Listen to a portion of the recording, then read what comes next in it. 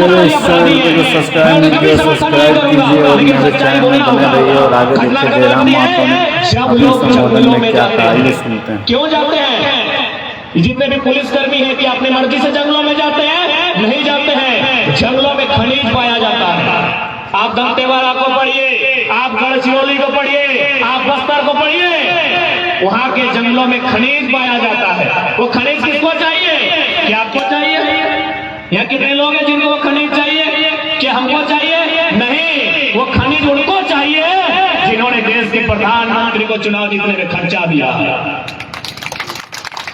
उन्हें चाहिए वो खनिज। अब उनकी नजर कहाँ है? पारासात के पहाड़ में। पारासात के पहाड़ में कौन रहता है? आदिवासी, मूलवासी, गरीब किसान रहते हैं। उन्हें वहां से हटाना होगा। कौन हटाएगा? क्या किसी उद्योगपति का बेटा लाठी हटाएगा? नहीं, पुलिस वालों की लाठी से हटाया जाएगा। यही है नक्सल समस्या का कारण। हाँ, लाठी चाहिए। पारासात के पहाड़ में रहने वाले आदिवासियों को अगर वहां खनिज पाया जाता है, उन्हें हटाना होगा। उसके लिए लाठी चाहिए। वो लाठी अडानी का बेटा का नहीं होगा। वो लाठी अडानी के दत्तक पिता नरेंद्र मोदी की पुलिस का होगा। यही भारत देश की नक्सल की समस्या। मैं खुले मंचों पर कहता हूं, हाँ, नक्सली गैर संवैधानिक लोग हैं, असंवैधानिक लोग हैं, अपराधी लोग हैं, लेकिन कारण को जानना होगा। क्योंकि ये गिरिडीह का क्षेत्र है, यहाँ पारासात का जिक्र होता है। मैं आपको 1985 की एक घटना बताना चाहूंगा। 2002 के हिंदुस्तान के सम्मानित पेपर में छपा था कि उस समय जो महाजनी प्रथा थी, उस समय जो सूदखोरी की प्रथा थी, जो 1 रुपए 2 रुपए किसी की मदद करते थे और उसका 3 पीढ़ी तक पैसा वसूलते थे। इसी क्रम में लगभग 1000 एकड़ जमीन गरीबों का महाजनों ने, सूदखोरों ने लेने का काम किया था। यह काम सरकार का था कि उनकी जमीनों को वापस करना था, लेकिन वो काम 2002 के अखबार कटिंग के अनुसार नक्सलियों ने किया। बताइए, लोगों का झुकाव किधर हो रहा है? सरकार की ओर कि नक्सलियों की ओर? आप बताइए। जो सच्चाई है उसको सुनना होगा। आज अगर कोई भी घटना घटेगी, क्या किसी उद्योगपति का बेटा मारा जाएगा उस घटना में? नहीं। चाहे शहीद होने वाला जवान रहे या गोली खाने वाला नक्सली रहे, उसका बैकग्राउंड पता कीजिएगा। दोनों किसान कौम के बेटे होते हैं। आज इस थाना में, इस थाना क्षेत्र में जितने भी पुलिसकर्मी हैं, कौन उद्योगपति का बेटा है? बताइए तो।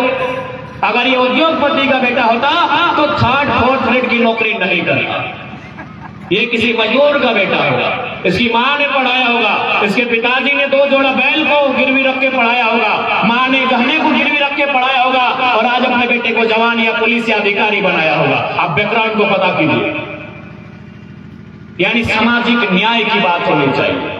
आज लोग कहते हैं कि लोकसभा हम क्यों करेंगे, एमपी का चुनाव हम लोग क्यों जीतना चाहते हैं? आज एमपी का चुनाव इसलिए जीतना जरूरी है कि आज तक दिल्ली में हमारे पास 14 सांसद हैं, लेकिन किसी की जुबान से ये आवाज नहीं निकलती है कि 40% खनिज देने वाला झारखंड आज 40 मिनट का टेबल टॉक, 40 मिनट का डिस्कशन झारखंड के मुद्दों पर डिमांड करता है और इसको आपको पूरा करना होगा। आज कोई सवाल नहीं कर पाता है।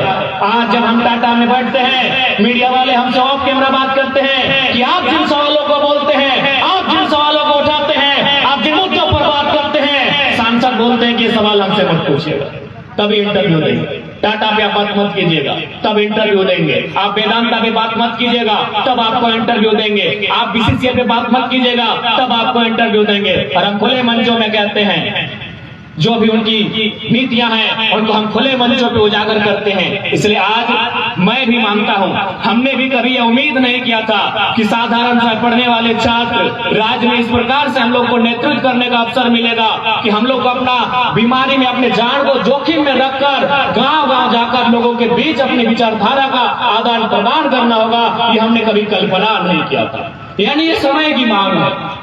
आज एक बात क्लियर आप जान ले, आप हमारी आलोचना कर सकते हैं, आलोचना करना आपका अधिकार है। आप हमसे ईर्ष्या भी कर सकते हैं, आप हमसे घृणा भी कर सकते हैं, लेकिन एक बात जान लीजिए, 2 साल में जो हम लोगों ने करके दिखाया है, आप 20 साल में नहीं कर सकते।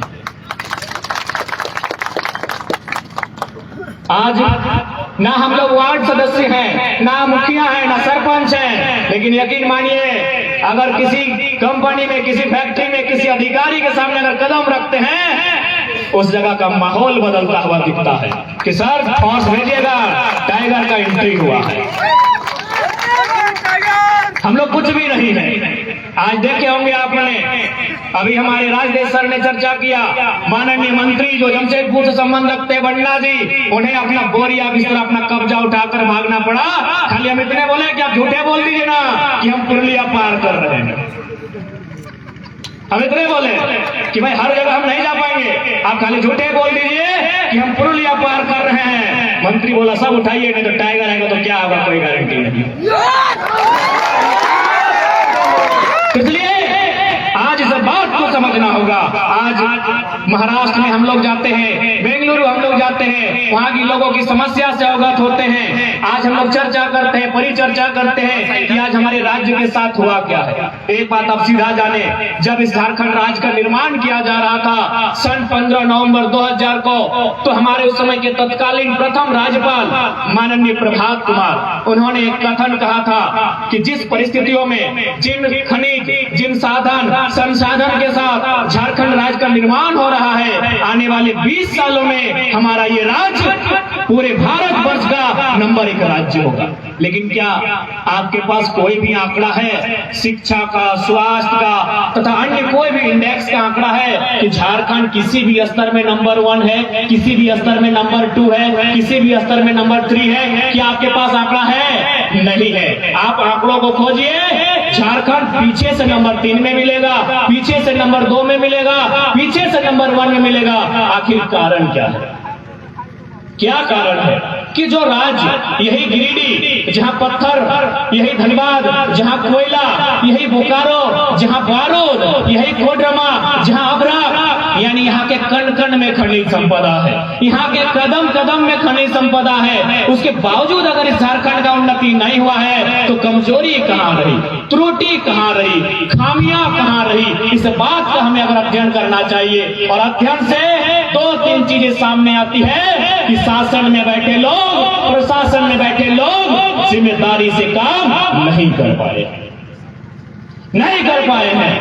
शासन प्रशासन में बैठे लोग जिम्मेदारी से काम नहीं कर पाए हैं। और इसका पुख्ता प्रमाण, इन बातों का प्रमाण तब होता है जब पूजा सिंघल के घर से 25 करोड़ का केस बरामद होता है।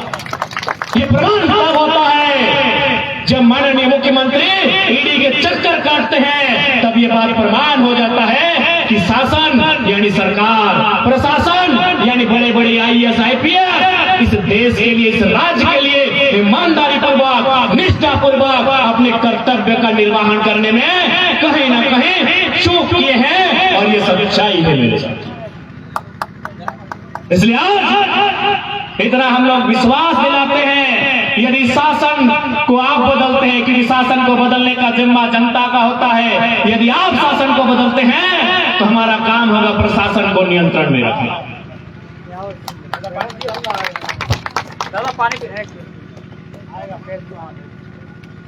आज ये गांडे का क्षेत्र, यानी यहाँ के बच्चे पढ़ने के लिए जाते हैं कहाँ? हजारीबाग। लगभग सभी घर के बच्चे जाते हैं। किन परिस्थितियों में हम लोग पढ़ाई करते हैं? हम भी अभी छात्र हैं, हम भी अभी भी PhD के छात्र हैं। यानी हमारी माता, हमारे पिता, हमारे अभिभावक किस प्रकार कठिनाइयों से एक एक पाई जोड़ जोड़कर हमारे लिए कर्ज लेकर हमें पढ़ने के लिए हजारीबाग भेजते हैं। लेकिन जब हम उस पढ़ाई को पूरा करते हैं, अपने गांव वापस आते हैं, हमारा ख्वाब, हमारा अरमान होता है कि एक छोटी सी परीक्षा में, इम्तिहान में बैठेंगे, उस परीक्षा को लिखेंगे, उस परीक्षा को पास करेंगे और हमारे माता पिता ने जो कर्जा लिया हमें पढ़ाने में, एक छोटी सी नौकरी करके उस कर्जा को शोधने का काम करेंगे। हम एक इम्तिहान में बैठते हैं, JSSC की परीक्षाओं में बैठते हैं, हम CGL की परीक्षाओं में बैठते हैं। लेकिन जैसे हम परीक्षाओं में बैठते हैं, अगला दिन अखबार में आता है कि क्वेश्चन पेपर लीक हो चुका है। अगला दिन हमें सूचना मिलती है कि हमारी सीटों को प्रदेश के लोगों को बेचा जा चुका है। अगले दिन हमें सूचना मिलती है कि हमारा जो परीक्षा है उसे रद्द किया कर दिया जाता है। या फिर हमें ये भी सूचना मिलती है कि एक ही वो सेंटर से 100 लड़का पास किया है। यानी हमारे सारे ख्वाब, हमारे वो अरमान जो हमारे माता पिता ने देखे थे, जिसके लिए हमें कर्ज लेकर पढ़ाया था, वो सारे ख्वाब, सारे अरमान इन नेता मंत्रियों की गलत नीतियों के कारण धराशायी हो जाते हैं। इसलिए आज इस युवा वर्ग को, अभिभावक वर्ग को, झारखंड में जो नई चेतना आई है, झारखंड में जो नई विचारधारा का दौर चला है, इसमें आप सभी की भूमिका का निर्वहन होना चाहिए। यदि इस राज्य को बदलना चाहते हैं तो सबसे पहले ये कोडरमा लोकसभा है और गांडे विधानसभा है, इसे बदलने का काम करना होगा, क्योंकि इनके पास विजन नहीं है। अब तो आप लोग देखे ही होंगे, हम लगातार साल भर से लगभग सैकड़ों सभा में बोले कि हम लोग पॉलिटिक्स नहीं करेंगे, बस ये लोग एमएलए का फुल फॉर्म बता दे। आंदोलन में हम बात रखे झारखंड में, किसी रिपोर्टर ने सुना, सवाल किया राजस्थान में, 10 बसे सवाल किया, 10 नहीं बता पाया एमएलए का फुल फॉर्म क्या होता है। देखिए कि नहीं वीडियो आप लोग। आज 1 साल से हम बस मीडिया से यही बोलते हैं कि आप लोग जाइए, हमारे 81 वो एमएलए हैं, उनसे पूछिए एमएलए का फुल फॉर्म क्या होता है। आज साल भर से हम लोग बोल रहे हैं, झारखंड की मीडिया ने तो पूछा नहीं, पता नहीं, डर तो नहीं लग रहा है मीडिया वालों? आप तो स्वतंत्र हैं, आप ही की बदौलत आम जनता न्याय की अपेक्षा रखती है। जब कार्यपालिका, न्यायपालिका और विधायिका का अंग जवाब दे जाता है तो गरीब जनता पत्रकारिता से आस लगाती है। आप भी कभी सवाल कीजिए झारखंड के विधायकों से कि एमएलए का फुल फॉर्म क्या होता है। राजस्थान में किया, हमें पूरा विश्वास है, कहीं ना कहीं पत्रकार ने हमारा वीडियो जरूर देखा होगा, जरूर देखा होगा। भले हम लोग झारखंड में आंदोलन कर रहे हैं, आपको बता दें, हम महाराष्ट्र गए थे, बकायदा वहां शिवाजी के वंशज अभी कोई घोषले करके थे, हमसे मिलना चाहते थे, एमपी है। हमने कहा सर आप झारखंड है, आपसे मिलेंगे, महाराष्ट्र में नहीं मिल सकते हैं क्योंकि आप भारतीय जनता पार्टी से आपका संबंध है, हम मिलेंगे महाराष्ट्र में। बवाल होगा झारखंड में, ये नहीं मिल सकते। तो ऐसा नहीं है कि बाहर राज्य के लोग हमें तवज्जो नहीं देते हैं, बाहर राज्य के लोग हमें सुनते नहीं है। अरे उतना तो छोड़िए, मुख्यमंत्री लोग सुनते हैं, मुख्यमंत्री लोग सुनते हैं। अभी देखिएगा माननीय गिरिडीह के विधायक सुदीप जी का भाषण सुनिएगा, लगेगा हम उनके टीचर है और हमारे स्टूडेंट है। सुन लीजिएगा, माननीय मुख्यमंत्री का भाषण सुनिएगा, कैसे लिया झारखंड। उनको बोलिएगा आप सबसे पहले ये नारा कब दिए हैं और हमसे पूछिएगा, हम लोग दिखा देंगे। तो कहीं ना कहीं आज ये जो बदलाव देख पा रहे हैं आप, इस बदलाव का एक ही कारण है कि चाहे कोई वर्ग रहे, इस झारखंड में वो अपने आप को ठगा हुआ पाया। बहुत सारे लोगों ने कहा कि नहीं ये बेरोजगार पढ़ने वाले छात्र हैं, उनके लिए आंदोलन हो रहा है। जी नहीं, यहाँ जितने भी थाना है, मैक्सिमम थाना में चले जाइए, जो भी जमादार हैं, हवलदार हैं, पुलिसकर्मी हैं, वो झारखंडी मिल जाएंगे, लेकिन जैसे प्रमोशन की बात आएगी सब यूपी बिहार वाले लेके चले जाएंगे। आप अगर आप झारखंडी हैं तो ये मत सोचिए कि स्टूडेंट की लड़ाई है। आप किसी भी सरकारी स्कूल में चले जाइए, यही हम देख पा रहे हैं, आदर्श +2, ऐसे किसी भी सरकारी स्कूल में अगर आप चले जाएंगे आपको शिक्षक झारखंडी मिलेंगे, प्रभारी एमपी यूपी के मिलेंगे। बताइए कहां हमारी लड़ाई गलत है? हो सके इसी भीड़ में कोई बिहार, यूपी, एमपी के भाई सुन रहे हैं मेरी भाषण, सुनिए, अच्छी बात है, लेकिन आप एक बात बताइए, विनोबा भावे यूनिवर्सिटी आप जाइए, क्या एक भी प्रोफेसर जो गैर झारखंडी हैं, क्या हमने कहा कि गो बैक, आप चले जाइए, राज्य के नहीं है? क्या हमने डीसी को कहा गो बैक, आप हमारे राज्य के नहीं है, चले जाइए? क्या हमने एसपी को कहा गो बैक, आप हमारे राज्य के नहीं है, चले जाइए? हमने नहीं कहा, क्योंकि वो संवैधानिक है, वो फर्स्ट ग्रेड की जॉब है, उसमें कोई भी आ सकता है। अरे भैया आप प्रोफेसर बन के आइए ना, अब यदि पीजीटी का मास्टर बन के भी आप ही लोग आइएगा तो झारखंडी की घंटा बजाएंगे। आप ही बताइए, आप ही बता दीजिए, आप विनोबा भावे का सर्वे कीजिए या धनबाद का विश्वविद्यालय, 90% प्रोफेसर, हमको लगता है 95% प्रोफेसर गैर झारखंडी है, गैर झारखंडी है। तो हमने विरोध नहीं किया क्योंकि वो प्रोफेसर का विषय है। अब अगर पीजीटी में भी, टेट की परीक्षा में, हाई स्कूल, मिडिल स्कूल में भी अगर गैर झारखंड के लोग ही नौकरियां करेंगे तो झारखंड क्यों बना? आप बताइए। नहीं, हमें आंदोलन भी नहीं करना है, न हम लोगों को पॉलिटिक्स करना है। आप बताइए भाई कि झारखंड क्यों बना? बताइए हम लोग कहाँ गलत है? आज लोग बोलते हैं हम लोग बाहरी बिक्री करते हैं। कब हमने बाहरी बिक्री कहा है भाई?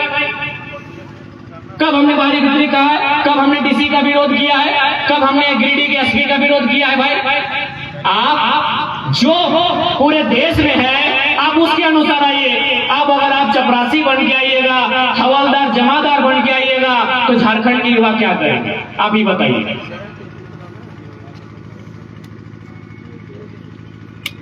आज चूंकि संविधान दिवस है तो भारतीय संविधान को ही थोड़ा सा पन्ना पलटते हैं।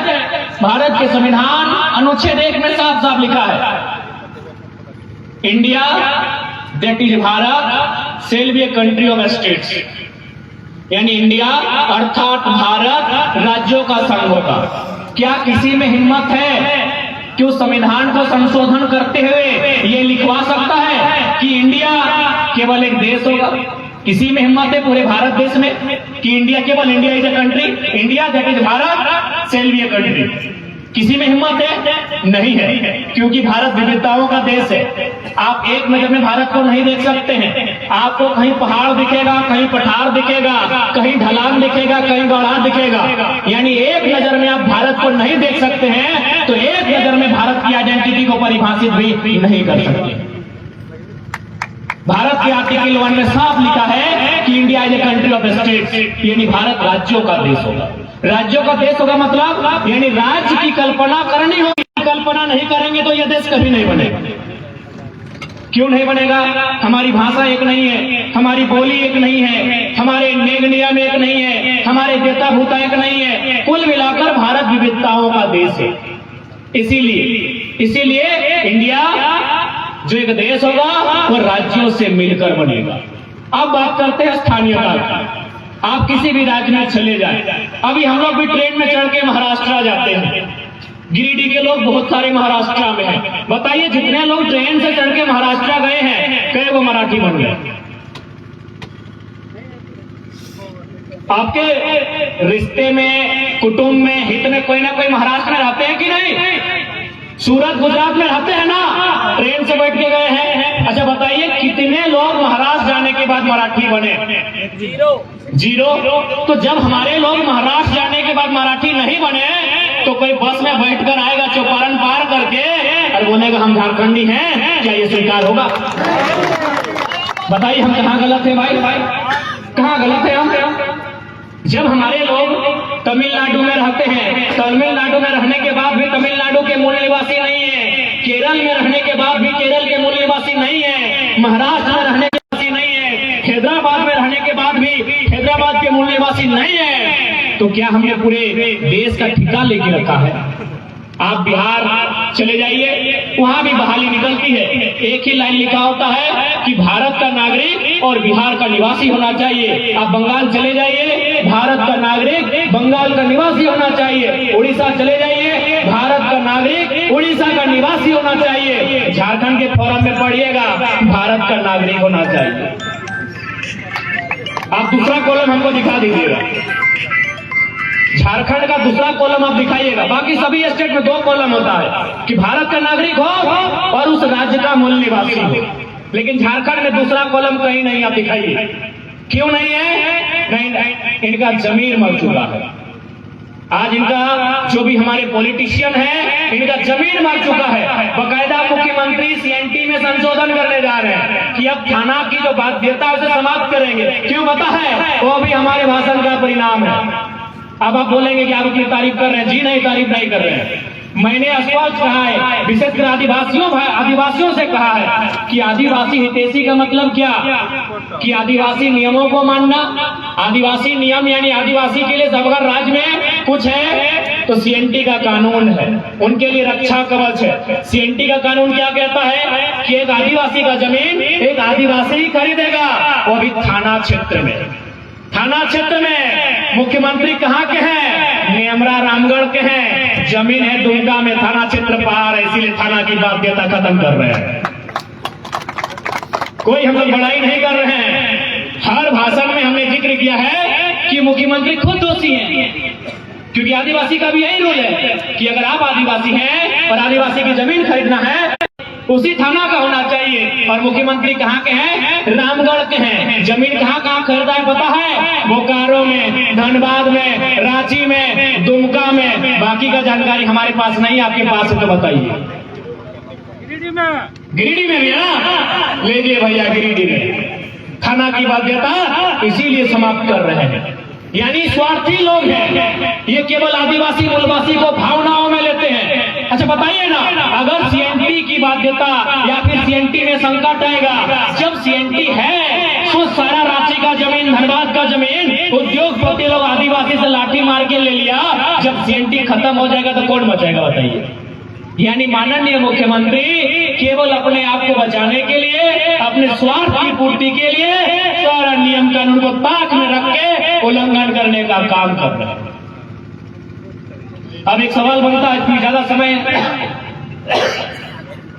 और ठाम बोल रहा और ठाम बोलिए जरा। ठाम तो नहीं बढ़िया बात। ठीक है। अब बीच में एक सवाल है कि अरे तोहनी चेंगड़ सब चेंगड़ हो जा ना, तो हमनी चेंगड़े अपना के माना करा ले। तो अगर पप्पा में हमारे मिले लेके बेटी आइए स्टार्ट से मिलाते हैं को पापा, इनका नाम तो खूब सुने हैं, लेकिन हमने इमेजिन किया था कोई ऐसा लीडर होगा जिनकी आंखें लाल होगी, मूंछों पे ताव होगा, कि तो चेंगड़ा है। तो हम लोग भी अपने आप को चेंगड़ा ही मानते हैं भाई। तो लोग इधर सवाल करते हैं कि अरे बड़का बड़का देख लिया अभी चेंगड़ा के लिए कहा हमें राज्य के सुधार दो। तो बताओ, मीडिया भी सवाल करता है कि तोहनी की ऐसा कर राज्य में सुधार जीते। एक बात है, हमने ज्यादा कुछ ना